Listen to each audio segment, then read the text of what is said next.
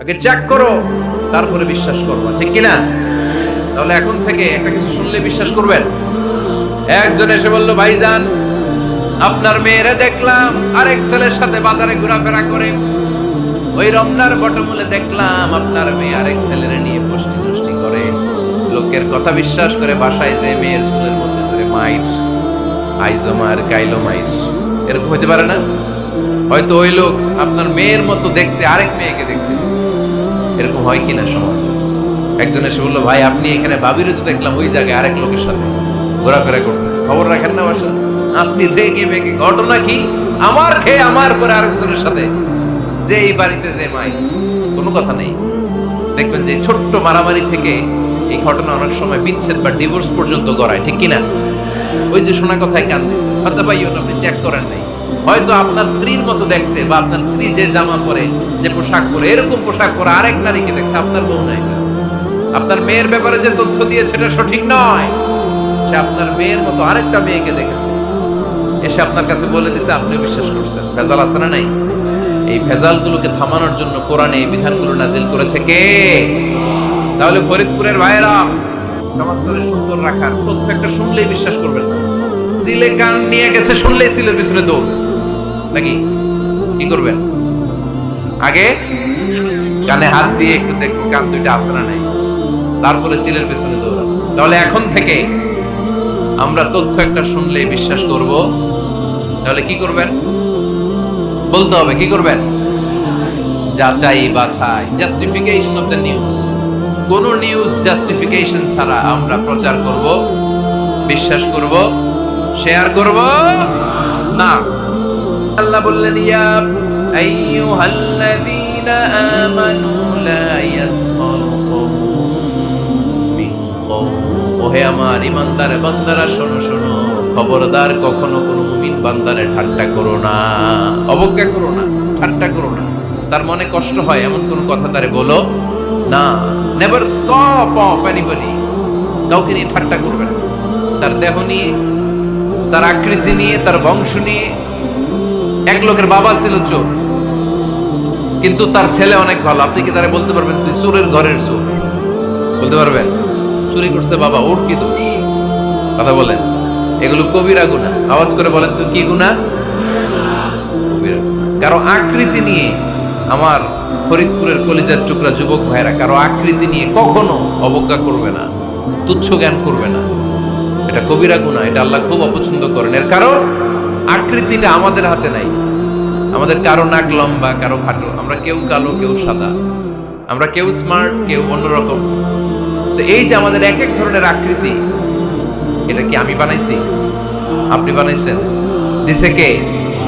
এই জন্য কারো দেহের গঠন নিয়ে যদি আপনি অবজ্ঞা করেন, এটা প্রক্ষান্তরে আপনি স্রষ্টাকে নিয়ে অবজ্ঞা করেন। কারো দেহের আকৃতি নিয়ে যদি আপনি তুচ্ছ করেন, তাকে তুচ্ছ করেননি, আমার রবকে আপনি তুচ্ছ করেছেন। চিল্লায় বলেন ঠিক কিনা? খবরদার, তুই কালু, তুই লম্বু, তুই মোটু, তুই কানা, তুই রোহিঙ্গা, আছে না নাই? ইদানিং ইদানিং এটা খুব চলে। এই রোহিঙ্গা নামটা আছে না? ফরিদপুরে এগুলো ঢুকে নাই না? আমাদের ওইদিকে দেখি কি অবস্থা, কারোর সাথে কেউ লাগলে তুই রোহিঙ্গা। কি আশ্চর্য, এই গালি কবে আসলো? হ্যাঁ, অনেক ধরনের গালি। ঢাকায় আর একটা চলে, ফইন্নির ভূত। কি বলে? এই এগুলো আগে শুনি নাই আমরা, রিসেন্ট এগুলো বলা শুরু করছে। ফইন্নির ভূত, রোহিঙ্গা না। এগুলো বলে আপনি কাউকে অবজ্ঞা করতে পারবেন? পারবেন না। খবরদার, এটা কবিরা গুনাহ, এটা ছোট গুনাহ মনে করবেন না। কারণ আকৃতি নিয়ে তুচ্ছ করা যায় না, কারণ আকৃতি দান করেছে কে?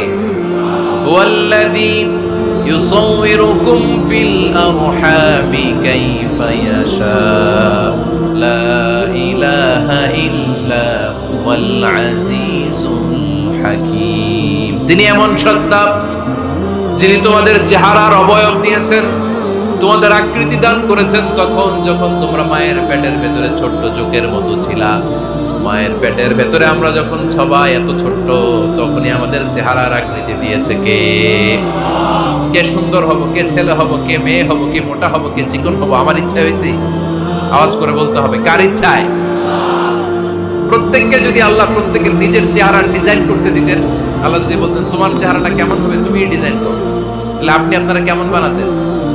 হ্যাঁ বলেন, ফরিদপুরের ভাইরা বলেন, সুন্দর করে বানাতেন তাই না? সবচেয়ে স্মার্ট, সবচেয়ে সুন্দর করে আমি আমার চেহারাটা বানাতাম যদি আমাকে ডিজাইন করার সুযোগ দেওয়া হতো। কিন্তু এই সুযোগ তো আল্লাহ দেন নাই। ডিজাইন স্বয়ং করে দিয়েছেন কে? কোন নারীকে যদি আল্লাহ বলতে এই নারীরা তোমাদের চেহারা কার কেমন লাগবে তোমরা বানাও, প্রত্যেক নারী কি করতো? বিশ্ব সুন্দরী করে নিজেকে বানাতো। খুঁত ধরার মতো কোনো জায়গা সে নিজের জন্য রাখতো না, ঠিক কিনা? কিন্তু এটা আল্লাহ দেন নাই। এই আকৃতিটা আমাদেরকে সরাসরি দান করেছেন কে?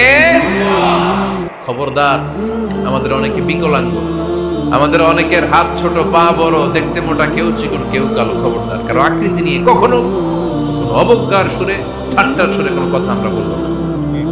রাজি আছেন? সবাই রাজি আছেন? আল্লাহ রাসূল সাল্লাল্লাহু আলাইহি ওয়াসাল্লামের এক সাহাবী ছিল, নাম ইবনে মাসউদ রাদিয়াল্লাহু তাআলা। ওনার পায়ের নলা ছিল খুব চিকন, অস্বাভাবিক চিকন, স্বাভাবিক। তো উনিও এটা ঢেকে রাখতেন, দেখাতেন না কাউকে। একদিন উনি খেজুর পাড়ার জন্য খেজুর গাছে উঠলেন। খেজুর গাছে ওঠার পরে নিচ থেকে সাহাবারা পায়ের চিকন নলা দেখে সবাই হাসি, সবাই হেসে কুটি কুটি। বিশ্বনবী বললেন, হেসো না, খবরদার, আমার ইবনে মাসুদের পায়ের চিকন নলা দেখে হেসো না। আমার ইবনে মাসুদের এই পায়ের চিকন নলা যদি মিজানের পাল্লায় উঠিয়ে দেয়া হয়, কিয়ামতের দিন উহুদ পাহাড়ের চেয়েও ভারী হয়ে যাবে। খবরদার, আমার ইবনে মাসুদকে আমার আল্লাহ অনেক পছন্দ করে, তার পা চিকন দেখে তাকে তুচ্ছ করো না। আল্লাহর হাবিব সাল্লাল্লাহু আলাইহি ইসলামের 11 জন স্ত্রীর মধ্যে থেকে একজন স্ত্রী ছিলেন একজন স্থূল আকৃতি, অবেসিটি ছিল, একটু মোটা। ওনার নাম ছিল সাফিয়া রাদিয়াল্লাহু তাআলা আনহা। আম্মা জান আয়েশার সাথে একবার সাফিয়ার ঝগড়া। নবীদের বউদের মাঝে মাঝে মাঝে ঝগড়া হতো, তবে সেটা হতো মধুর ঝগড়া। সুবহানাল্লাহ পড়েন। আম্মা জান আয়েশা রাদিয়াল্লাহু তাআলা আনহার বাসায় একদিন বিশ্বনবী বসা ছিলেন। আরেকজন স্ত্রী, বিশ্বনবীর আরেকজন স্ত্রী রান্না করে কিছু খাবার আম্মা জান আয়েশার ঘরে পাঠিয়েছেন। এক দাসী দিয়ে বলল, যাও এটা আয়েশার ঘরে দিয়ে আসো, কারণ নবী আয়েশার ঘরে। আম্মা জান আয়েশা রাদিয়াল্লাহু তাআলা আনহা বললেন, এগুলো কি? ওই দাসী বলে, তরকারি। কে দিছে? অমুক স্ত্রী। কেন দিয়েছে? আমি কি রান্না করতে পারি না? তোমরা রান্না তোমরা খাও। এই কথা বলে পাতিল সহ উড়ায় মারছে চেহারা। এর কারণ ওনারা মানুষ ছিলেন, মানবীয় ব্যাপারগুলো ওনাদের মধ্যেও কাজ করত। আবার এক স্ত্রী ঝোল দিয়ে রান্না করে কিছু খাবার নিয়ে এসেছে। আম্মা জান আয়েশা রেগে মেগে ওই ঝোল নিয়ে ওই স্ত্রীর গালের মধ্যে মেখে দিয়েছে। বিশ্বনবীর আরেক বউয়ের গালের মধ্যে ওই ঝোল লাগাই দিয়েছে। এবার ওই স্ত্রী বিশ্বনবীর কাছে যেয়ে বলে, ইয়া রাসূলুল্লাহ, দেখেন আয়েশারে আপনি বেশি আদর করেন তো, দেখেন কি করে আমাদের সাথে। এই যে আমাদের গালের মধ্যে ঝোল মাখাই একেবারে মেকআপ বানাই দিচ্ছে। বিষ্ণু সাল্লাল্লাহু আলাইহি ওয়াসাল্লাম বললেন, তাই আয়েশাকে ডাকো। আম্মা জান আয়েশা রাদিয়াল্লাহু তাআলা আনহা আসলেন। আল্লাহ রাসূল সাল্লাল্লাহু আলাইহি ওয়াসাল্লাম বললেন, তুমি কি আমার এই স্ত্রীর সাথে এমন আচরণ করেছো? আম্মা জান আয়েশা বললেন, করেছি। কেন? আম্মা জান আয়েশা বললেন, তখন মেজাজটা গরম ছিল, এখন বুঝতে পারতেছি আসলে এই কাজটা করা ঠিক হয় নাই। এবার বিশ্বনবী বিচার করবেন। বিশ্বনবী বললেন, আল কিসাস, যেমন করা হয়েছে বিচার হবে তেমন। তোমার গালে যেমনি ঝোল লাগাই দিয়েছে, তুমি একটু ঝোল নিয়ে আয়েশার গালে লাগাই দাও। সুবহানাল্লাহ পড়বেন না? ওই স্ত্রীও কিছু ঝোল নিয়ে আম্মা জান আয়েশার গালে লাগাই দিল। এখন দুইজনে হাসতেছে, বিশ্বনবীও হাসলেন, আরশের উপর থেকে খুশি হয়ে গেলেন। কে? স্ত্রীদের মধ্যে মাঝে মাঝে এটা ঘটতো। সাফিয়া রাদিয়াল্লাহু তাআলা আনহা ছিলেন একটু মোটা। আম্মা জান আয়েশা বললেন, ইয়া রাসূলুল্লাহ, দেখেন আপনার মুটি বউ, আপনার মুটকি বউ, এই মুটি বউ বলে একদিন একটা গালির মতো দিয়ে ফেলছে। আল্লাহ রাসূল সাল্লাল্লাহু আলাইহি ওয়াসাল্লাম রেগে গেলেন, বললেন, আয়েশা এটা কেমন কথা তুমি বললা মুটি? আমার সাফিয়ারে তুমি মুটি বলে গালি দিলা রে আয়েশা। ইয়া আয়েশা, লাকাদ কুলতিলা কালিমা লাউ মুসিজাত বিমাইল বাহরি লামাসাজাতহু। এমন একটা মন্তব্য তুমি সাফিয়ার ব্যাপারে করে ফেলেছো রে আয়েশা, এই কথাটা যদি সাগরের নীল পানির মধ্যে ছেড়ে দেয়া হয়, এই কথার পঙ্কিলতার কারণে, এই কথার কর্দমাক্ততার কারণে, এই কথার পঙ্কিলতার কারণে সাগরের সব পানিগুলো মুহূর্তের মধ্যে কালো হয়ে যাবে। এই কথাটা সাগরে ফেলে দিলে সাগরের নীল পানি পুরোটা কালো হয়ে যাবে। আয়েশা, খবরদার, তুচ্ছ করে অবজ্ঞা করে কখনো কিছু বলা যাবে না। এই জিহ্বাটা এটা ভয়ঙ্কর একটা অঙ্গ। বেশিরভাগ পাপ এই জিহ্বা দিয়ে হয়। কি দিয়ে হয়? এই জন্য সাহাবারা জিহ্বা ধরে মাঝে মাঝে জিহ্বার মধ্যে ব্যাট মারতেন। আর বলতেন জিহ্বা তোর জন্য আমি আটকে যাব কিয়ামতের দিন। আমলিক আলাইকা লিসানাক, নিজের জিহ্বার মালিক নিজে হন। আপনার জিহ্বার মালিক যেন শয়তান না হয়ে যায়। জিহ্বা আপনার, শয়তানের ভাষায় আপনি কথা বলেন কেন? খবরদার, প্রতিটা কমেন্ট, প্রতিটা কথা, প্রতিটা মন্তব্য, এগুলোর ব্যাপারে কিয়ামতের দিন পাই টু পাই করে আপনার কাছে আল্লাহর সুপ্রিম কোর্টের কাঠ করায় দাঁড় করিয়ে আপনারা জিজ্ঞেস করবে কে? এজন্য বিশ্বনবী বলছেন মাইয়াদ মাল্লি মা বাইনা লিহিয়াইহি ওয়া মা বাইনা রিজলাইহি আদমান লাহুল জান্নাহ। আমার কোন উম্মত যদি দুইটা অঙ্গের গ্যারান্টি আমারে দেয়, আমি আমার উম্মতকে জান্নাতের গ্যারান্টি দেব। দুইটা অঙ্গের, একটা হলো জিহ্বা আর একটা লজ্জাস্থান।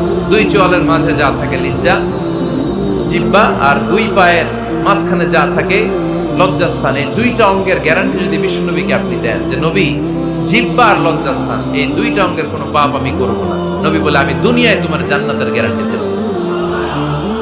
এজন্য জিহ্বাটারে সামলান, যা মনে চায় বললেন। খবর আছে না নাই? খবর আছে। মা ইয়ালফিযু মিন কাউলিন ইল্লা লাদাইহি রাকীবুন আতীদ। যা মুখ দিয়ে বের হয় লিখে রাখার জন্য দুইজন ফেরেশতা রেডি করে রেখেছে কে? চিল্লায় বলেন। যতদিন আমরা বেঁচে থাকবো ততদিন থাকবে আমাদের কাঁধে। আমরা মরে যাবো, এই ফেরেশতারা উড়াল দিবে, ঠিক কি না?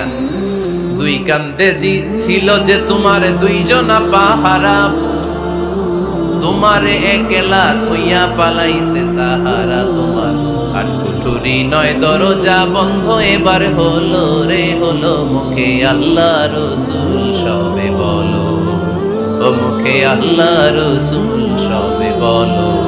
দুয়ারে আইসাছে পালকি নাই হরি গাম তোলো রে তোলো। মুখে আল্লাহ রসুল সবে বলো, ঠিক না? এজন্য সাবধান। আমলিক আলাইকা লিসানাক, নিজের জিহ্বার মালিক নিজে হন। মন যা চায় মুমিন তখন ইচ্ছা মতো মন মতো কোনো মন্তব্য ছুটতে পারে না। বিশ্বাসী বলে যদি নিজেকে দাবি করেন, নিজের জিহ্বার মালিক নিজে থাকার দরকার আছে না নাই?